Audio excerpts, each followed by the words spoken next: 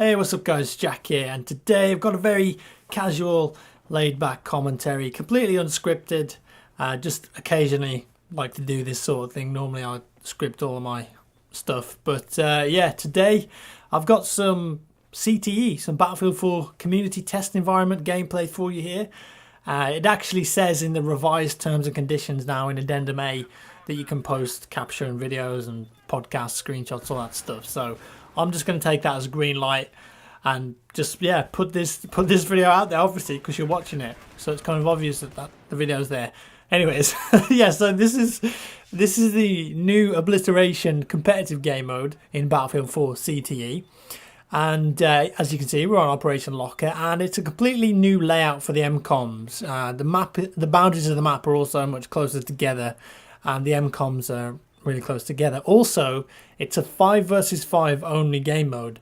So DICE, they're trying to put the competitive spin on this new game mode. So, and I had a few rounds in it, and whilst I like it, I still think it doesn't work very well as a competitive game mode. They need to look at changing a few things, definitely. So you can't parachute anymore into the level. You just sort of spawn around your MCOMs at the back. And also the bomb takes up to 45 seconds now to go off if it's planted. So as you may know, in normal Obliteration it's about 10 seconds, and it's really rare that the defenders actually disarm it once it's been armed. And it doesn't really give them much of a chance. But obviously this is a completely different style of game mode. It's much more slower paced and tactical, not as hectic as the normal Obliteration levels. So yeah, it's a 45-second timer, and that means that there's more opportunities for strategy and epic clutch moments, because you've got to defend that bomb for a long time. So there's enough time, probably 2 or 3 times the defenders can come back and try and disarm it, if supposing they get squad wiped and don't manage to revive anyone. I've had a little bit of fun with this game mode so far, but the problems. So I mentioned this in the video the other day. You can constantly see the bomb, and that's a massive turn off for me, because it completely removes all element of suspense and, oh, where's the bomb going? Which bomb site do we defend? Because you can see the bomb. So as soon as the enemy picks it up, you've got a constant 3D icon you can see, and you can just go with your whole team and just beeline for it, and there you go, there's the bomb, you got it back. And it leads to a lot of backwards and forwards, and if you're playing against a team that's evenly matched, so 2 very well balanced teams, you just get this big back and forward, and no one ever gets a bomb plant, and the timer runs out and you end up with a draw. So that's not good. They really need to look at removing the bomb icon, I think, because it just doesn't work for competitive play. Also, you've got stuff like the sound triggers. So say I'm defending a bomb site, and the other team are taking it really slow, and all of a sudden I see one, I kill him, and then 2 of his squad mates that I haven't seen yet are around the corner, and they scream, "Medic!" or "Shit, we got a man down here," and I know that they're there. I can just hold the angle, wait for them, kill them, and that's GG. And they haven't done anything wrong, so that's punishing a player who hasn't done anything wrong, and that's completely removing skill and just adding randomness to the game, and that doesn't work very well for competitive gameplay. So I really think that if DICE seriously want to look at adding proper esports support and a competitive mode, they've really got to give us more server options. Or, I've said this in the past many times before, just have a little separate version of the game which is just for competitive players. So things like head flinching and suppression and all these other things like sound triggers and optic sway, visual recoil, that's all turned off, and it can be customized, and then maybe you can actually have a good competitive game. But yeah, that's just my 2 cents with it. And I know that they don't want to split the player base. They don't want someone to go and play competitive and then join a public server and it's completely different. Like, a couple of the DICE developers have actually told me that in person, so I don't know if they'd be a fan of that. But maybe if they just give us the server options in unranked servers where we're just playing 5v5s, why does that hurt the public game? I don't understand why we can't have those options. But yeah, we'll see how it goes. At the moment there's a lot of great discussion going on on the CTE forums, and obviously they're making good headway with this. I mean, within, how long has it been up now? 2 weeks. There's already been 4 patches. Well, the 4th patch is dropping today. Might actually be out now. I'm not sure, depending on when I release this video. But yeah, so 3 patches so far. 4th is coming out today in 2 weeks. These guys are really, they're hitting this hard, and they're putting a lot of work in and testing things, trying things out, seeing if they work, seeing if they don't work. And this is really good for the game, because all of these bugs that we find in CTE and all the stuff that doesn't work, you're not going to see that in the main game. It's just going to be, okay, you get a patch, it's working, here's some great additions, you know, like they're thinking about adding the triage system to the medic. So this was suggested by, I think it was Wiru back in Battlefield 3, and basically if you're a medic and there's a dead teammate that can be revived, instead of just having the revive symbol, there's a timer on it.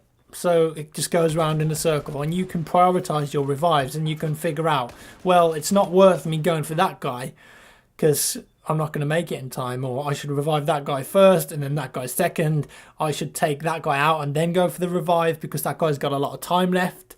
And yeah, I mean, that's only a rumor. That's not actually in CT at the moment, but the DICE guys have been discussing it, and I think we will actually see that in the game. So a lot of great additions and bug fixes that are going on at the moment in CTE. So it's more than a good thing. Like I said in my previous video when I talked about it, this is probably the best thing that's happened to Battlefield 4 since it was released, really. And it's just a shame that it's come 6 months after the game was released. But like I said, this is brilliant for future Battlefield games, for Battlefront, games that are going to use the same engine, because they can take all this on board, they can take the updates to the collision, the netcode, and they can just implement it into their new games, and you know, you're going to have a better game on release, which is great for everyone. And this is going to be the first of many CTE vids. I'm doing like a comparison video so I can show you the differences in screen shake and dying behind corners, general hit registration, that sort of thing, all the important stuff, so you can just see it side by side. So instead of me just saying and showing you this is how it is, you can actually see it side by side and go, yeah, there's a big difference there, or no, I don't think there's a difference there at all. So yeah, I'm going to be putting all of that out there for you. So yeah, make sure you look out for that. I've got full Watch Dogs videos coming up. I can't say when I'm allowed to release them, but I can say that they're all pretty much ready to go. So you might be able to work it out. But yeah, we've got one with impressions, one which is just single player with no commentary, one which is multiplayer with no commentary, and the other one is a really great run on the Spider Tank game mode. You might have seen that if you've been following the Watch Dogs footage. Yeah, that'll be out soon. Look out for them. And I've put a lot of effort into those. I had to go to Paris, play the game for 6 hours, record it, come back home, and I've had to go through all the footage, cut out all the interesting bits, edit it, do commentary. So yeah, a lot of time and effort went into that, and I hope you check those out when they're released, because yeah, I think you'll like them. We'll see. Bit of a little announcement. I'm going to be live streaming on my Twitch channel this Saturday. We're going to be doing Battlefield 4 at 10 PM British Summer Time. That's also GMT, and that is 2 PM Pacific Time, and I think it's 5 PM Eastern Time. All these different time zones, man. I gotta keep on top of these. But yeah, we're doing a Battlefield 4 stream. A couple hours. I'll get some friends on there, and we'll go on my server, and we can play some Battlefield together. And I'll record it and maybe do like a highlights video. So yeah, that's this Saturday. Look out for that. It's gonna be fun. I think we should start wrapping up now, because I'm probably coming to the end of the gameplay video about now, because it's been more than 10 minutes. So yeah, nice little casual commentary, and I'm already starting to see some entries for the Xbox the One competition, which is great. For the other guys, the PS4 guys, the PC guys, there will be a follow-up competition. Obviously Xbox are running the show with this one, so that's why it's Xbox only. But I will be doing my own competition afterwards with a similar sort of theme where you can win something pretty cool. Finally, before I go, myself and Boy in a Band, we've made a new Battlefield 4 song. It's fucking awesome, I think. And it's going to be posted pretty soon. No real life stuff for this one. It's all going to be filmed in-game. I'm not going to tell you the theme. It's going to be a bit of a surprise. So, yeah, I'm really hyped for releasing it. And we spent a lot of time working on it together. So, I'm pretty proud of it. And should be out very soon. Thanks for watching, guys. Hope you enjoy this more relaxed style of commentary. Just me and you having a chat, I guess. Well, it's not me and you having a chat. I'm just talking to a microphone on a shelf. It's kind of weird, but I can imagine all your faces. Oh, there's Steve. He's beautiful. Oh, there's Brian. Let me touch his beard. I know about your beard, Brian, okay? I know where it's been. Anyways, guys, thanks for watching. Leave a rating and a comment. And I'll see you in the next one. Bye.